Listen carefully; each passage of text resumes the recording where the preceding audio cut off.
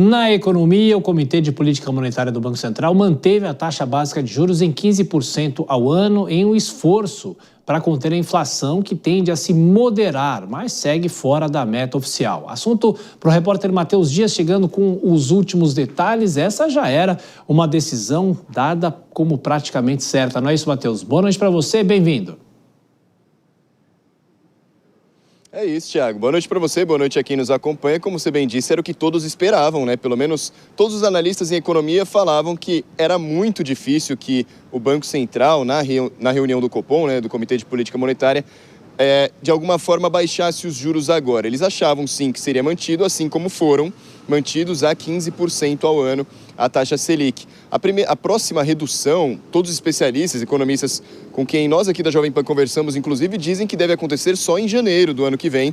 O Comitê de Política Monetária, né, o Copom, que se reúne a cada 45 dias, já manteve então com hoje a terceira manutenção, já teve a terceira manutenção da taxa de juros a 15% nas últimas 3 reuniões, mantendo então a taxa de juros do Brasil a segunda maior do mundo e a maior da história aqui do país, pelo menos nos últimos 19 anos, né, nas últimas quase 2 décadas aí, né, Tiago? A gente sabe então que a taxa de juros, essa alta taxa de juros, é uma tentativa extremamente sensata ali do Banco Central, pelo menos na visão do Banco Central, de tentar conter a inflação. Essa tem sido a prioridade de Gabriel Galípolo, ele mesmo defendeu isso, e que a inflação, segundo ele, está respondendo. Nesses últimos meses teve uma pequena deflação, mas que ainda está acima do teto que ficou estipulado ali, já que a inflação no país deve se atuar ali entre 1,5% e 4,5%, a média 3%. A inflação hoje não só está acima da média, mas como está acima do teto. Inclusive, nos últimos 6 meses ficou acima do teto.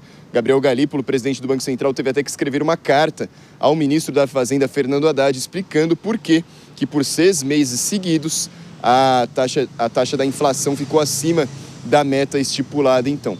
Porém, por um lado, isso é importante. Para o Banco Central é a prioridade, abaixar a inflação, já que a inflação nada mais é do que, de um modo simples a se explicar, o valor que o dinheiro dos brasileiros tem, né? O valor de compra, o valor de mercado que o dinheiro tem.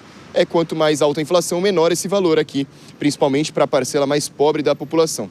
Só que, por outro lado, com uma taxa de juros muito elevada, isso desaquece a economia, isso atrapalha investidores, atrapalha empresários, isso deixa o crédito mais caro, dificulta retomada de investimentos e também até equiparação de juros reais ao redor do mundo, com outros países, como os Estados Unidos, por exemplo, que abaixaram os juros recentemente em 0,25 pontos percentuais. E o Brasil, que busca agora essa equiparação comercial com os Estados Unidos, está agora ainda com uma taxa de juros muito elevada em relação aos Estados Unidos.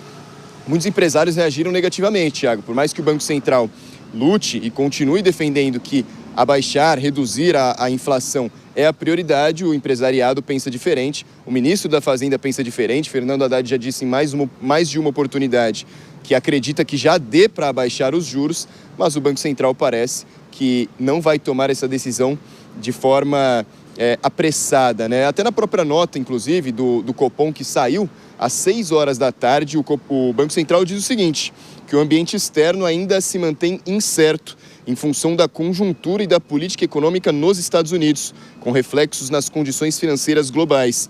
Tal cenário exige cautela por parte de países emergentes, marcado por tensão geopolítica. Eles ainda disseram que os desenvolvimentos da política fiscal doméstica impactam na política monetária e os ativos financeiros, reforçando que, neste momento de incerteza, deve-se manter uma maior cautela. De um lado, então, o Banco Central, a autoridade monetária do país, do outro lado, empresariado, a indústria, até o ministro da Fazenda, eles entram ali em desacordo de prioridades. Fato é que 15% a taxa Selic continua mantida pela terceira vez seguida, na tentativa de conter a inflação. Vamos ver agora como que o mercado vai reagir a isso e como que a inflação reage nesses próximos 45 dias, que é quando o Copom se reúne novamente, né, Thiago?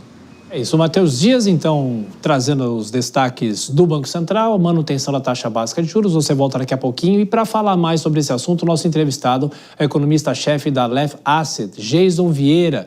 Jason, como sempre, obrigado por estar aqui na Jovem Pan para destrinchar de novo uma decisão do Banco Central.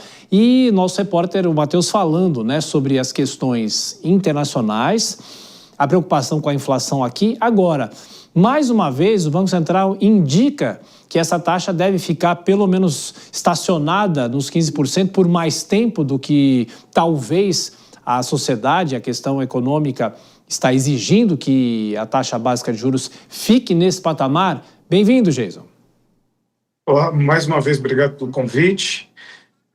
Pela sociedade, talvez, pela economia, não necessariamente. Nós estamos com uma desancoragem ainda bastante elevada das expectativas de inflação.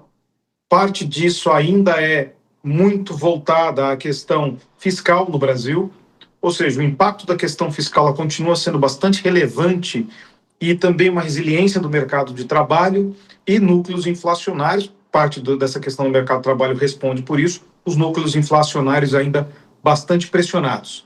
Ou seja, essa pressão de núcleos inflacionários, todo esse contexto de curto prazo que nós estamos observando, de uma inflação resiliente, ainda muito acima do teto da meta, faz com que o Banco Central mantenha essa cautela, ainda que a taxa esteja realmente bastante elevada. Agora, Jason, o ministro da Fazenda, Fernando Haddad, a equipe econômica como um todo, o ministro vem falando que o governo vai terminar o atual mandato no fim do ano que vem com a taxa de inflação mais baixa desde o Plano Real em julho de 1994. Essa é uma verdade ou é uma verdade mais ou menos uma meia-verdade? É uma meia-verdade, nós sabemos disso. É sempre uma briga inglória que tem quando você tem da maneira correta um Banco Central que se contrapõe ou que se equilibra ao Ministério da Fazenda. Se você tiver um Banco Central que anda na mesma direção do Ministério da Fazenda, é sempre muito problemático para a economia, porque são duas forças, na verdade, que se equilibram. A função delas, na verdade, é de equilíbrio. O Banco Central, ele procura os momentos em que a atividade econômica está aquecendo ou desaquecendo e utiliza um instrumento monetário para isso, e o Ministério da Fazenda é aquele que cria e retira os estímulos diretos na economia. O problema agora é que nós não estamos só trabalhando os estímulos, estamos trabalhando também o papel do governo nos gastos, nos leilões, na necessidade de financiamento do setor público, no aumento da relação da dívida PIB. E com isso faz com que também a inflação se mantenha relativamente elevada.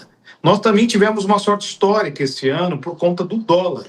Dólar este que está na contramão de tudo que se observou, de todas as expectativas que se tinha para o ano, e ele globalmente está numa queda muito forte, é em nível global isso. Nós falamos do DXY direto aí, DXY, que é a relação do dólar com algumas moedas, euro, libra, franco suíço, ien, todas elas, quando se observa, o dólar tem perdido força muito, e isso sim, talvez tenha sido o aspecto de maior ajuda da inflação este ano.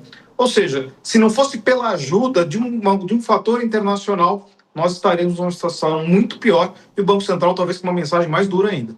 Para registrar, hoje o dólar caiu 0,7%, cotação de 5,36. R$5,361 para ser mais preciso. Vou chamar o Cristiano Vilela, nosso comentarista, que faz a próxima pergunta para o Jason Vieira. Vilela. Jason, boa noite, sempre bom revê-lo aqui na Jovem Pan. Jason, já que estamos falando de dólar, eu não posso perder a oportunidade de falar sobre esse tema. Estamos aí pegando próximo ao período de férias, então muita gente já fica pensando se é o momento ou não de fazer a compra dos seus dólares. Evidentemente que os economistas não têm bola de cristal, mas dá para se fazer uma previsão se essa situação de queda ou de um preço um pouco mais baixo em relação ao que a gente tinha no ano passado, por exemplo, se de fato deve se manter ainda durante esse período de virada de ano? Nós recomendamos que sempre faça um preço médio do dólar, nunca faça a compra ali na proximidade ou no momento da viagem. Isso daí, muitas vezes, você pode sofrer com isso. Mas dada a tendência que nós estamos observando, nós estamos tendo, inclusive, fluxo de saída de capitais do Brasil. O investidor está saindo do Brasil em cântaros, digamos assim, de maneira bastante forte pela via financeira. E isso não está influenciando o dólar. Então, nem adianta imaginar que a questão de fluxo de final de ano, que é natural por conta de lucros e dividendos, que as empresas sediadas no Brasil acabam, sediadas não, com filiais no Brasil, acabam tendo que reportar uma série de recursos para fora, que isso influenciaria de alguma maneira. Não necessariamente nesse momento. Comprar um pouco dólar agora, vai pegar um pouquinho mais barato lá na frente. O dólar médio sempre é mais importante do que tentar acertar ali o ponto nevrálgico. Ô Jason, e sobre a Bolsa aqui de São Paulo? Hoje a Bovespa subiu 1,72% e bateu mais um recorde, 153.294 pontos. Para quem tem experiência na Bolsa, para quem não tem tanta experiência, vê números sempre com recorde, batendo marcas importantes. Qual é a recomendação e o que a Bolsa vem refletindo para chegar a esses números dessa maneira? De novo, a questão internacional. Nós estamos tendo uma puxada muito forte das ações de empresas de inteligência artificial no exterior. Essa puxada ela tem influenciado o aumento pelo apetite pelo prêmio de risco em nível internacional. E você pode ver que nós já batemos diversos recordes este ano de Bolsa de Valores, não teve nenhuma celebração no mercado. Não houve nenhuma celebração significativa, não houve nada que podemos dizer assim, finalmente 150 mil pontos, como foi 100 mil pontos, como foi 130 mil pontos. Nenhuma dessas pontuações trouxe grandes ânimos do mercado, porque o mercado está subindo um pouco no vazio. Ele está subindo na pontuação, mas efetivamente nós estamos com uma presença muito pequena, por exemplo, de fundos de investimento em Bolsa de Valores. Pode ser uma janela de oportunidade, depende muito, por exemplo, da questão eleitoral para 2026, e os investidores pode ser que consigam ali. A gente sempre recomenda que busque gestão de investimento, ou seja, busque alguém para fazer essa gestão, a não ser que você seja um investidor profissional. Investidor pessoa física, esse a gente sempre diz, se estudar bastante, pode investir sozinho, se não, é bastante arriscado. Mais uma pergunta, Vilela? Com certeza. Jason, nós temos visto o governo fazer ali a sua propaganda com relação aos índices bons do menor número de desemprego aí nos últimos diversos anos. De que forma você avalia esse sinal trocado que a economia tem dado? Muitas vezes alguns números que podem ser considerados positivos e, por outro lado, números absolutamente negativos, como a situação fiscal do país, como a alta taxa de juros. Qual que é a sua leitura sobre isso? Nós temos uma série de números de atividade que não estão batendo, por exemplo, com os números de emprego. Dizem que os números de emprego estão artificialmente reduzidos por conta da inclusão de pessoas em programas de assistencialismo social como se estivessem empregadas ou estivessem desalentadas, ou seja, não contariam na taxa de desemprego, isso daí, de certa maneira, daria uma taxa artificialmente baixa. Pode-se discutir isso, efetivamente, mas o que é certo também é que dados setoriais, como, por exemplo, produção industrial, vendas, varejo, uma série desses dados, até o IBCBR, que são dados do Banco Central, eles têm registrado resultados negativos agora no segundo semestre, e o Banco Central, inclusive, citou isso no comunicado, agora da decisão do Copom, de uma série de indicadores econômicos, também reflexo, efetivamente, desse cenário de curto prazo, onde você tem o ciclo muito alto de juros, que vai se perfazer no começo do ano, ou seja, da última decisão de juros, 9 meses é mais ou menos o começo do ano, é ali mais ou menos que a última decisão de juros faz efeito na economia, e aí o Banco Central pode pensar em virar a mão, ou seja, começar a cortar juros. Então, é que os números estão bons, mas assim, muita gente reclamando, a inflação tem comido uma parcela muito significativa da renda, as pessoas estão tendo que trabalhar mais, às vezes trabalhar em mais de um emprego, para conseguir sustentar um mínimo padrão de vida, porque a inflação está, sim, muito elevada. Mas tivemos uma deflação recente, foi bônus Itaipu. Mas tivemos uma inflação mais baixa, mas é só lembrar do seguinte, se você tinha algo que custava 10, esse negócio custou 12, 13, 14, de repente ele começou 14,50, 14,75, 14,90, tudo bem, a inflação está menor, mas ele saiu lá de trás de um valor muito mais baixo e isso comeu parte da renda. Jason, agora uma pergunta para a gente tentar separar um pouco a questão política da questão econômica. Claro, perguntando para você quais serão as consequências econômicas dessa aprovação da isenção do imposto de renda para quem ganha até R$5 mil mensais a partir de 2026. Para a economia, o ministro da Fazenda, Fernando Haddad, chegou a dizer que isso pode equivaler até um 14º salário para as pessoas que ganham até R$5 mil mensais. De que forma isso mexe com a economia, injeta recursos na economia ou o impacto não vai ser tão significativo assim? Não, impacto haverá, mas nós fizemos o cálculo que, primeiro nós fizemos uma separação da parcela da população que efetivamente vai receber isso.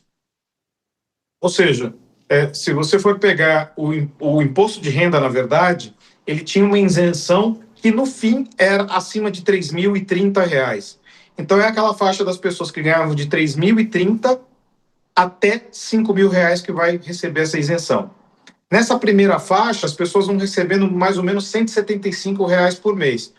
Ou seja, as pessoas ganhavam R$ 3.000 por mês. Se você multiplicar isso por 12, 175, não dá o 13º salário. Agrega alguma coisa, é inegável, mas não é um 13º salário. É um pouquinho mais que meio salário. Mesma coisa para o pessoal que ganha R$ 5.000. Mesmo padrão, mesmo volume. Mas é essa parcela também restrita da população de classe média. Isso nós calculamos que o governo vai deixar de arrecadar em torno de 26 a 31 bilhões de reais nesse processo, que ele precisa buscar do outro lado, de onde ele vai conseguir. A PEC 1303 caiu, o governo está desesperado, tentando buscar alguma solução, não consegue, por exemplo, trabalhar efetivamente a questão orçamentária, o PLOA, porque tem esse problema no meio do caminho da falta de ter aprovado isso, mas é um estímulo econômico de uma parcela da população que não pode ser negado, que vai haver um impacto, mas de que é algo que, dada a situação de inadimplência do brasileiro, do estado que está em inadimplência do brasileiro, e da maneira como tem crescido a inadimplência, pelo menos para 2026, nós sabemos que uma parcela significativa disso vai para dar uma ajeitada nas contas, mais do que efetivamente para o consumo. Economista Jason Vieira, mais uma vez atendeu a Jovem Pan. Muito obrigado pela sua atenção, como sempre. Um bom resto de semana e a gente volta a se falar. Um abraço. Abraço, até a próxima.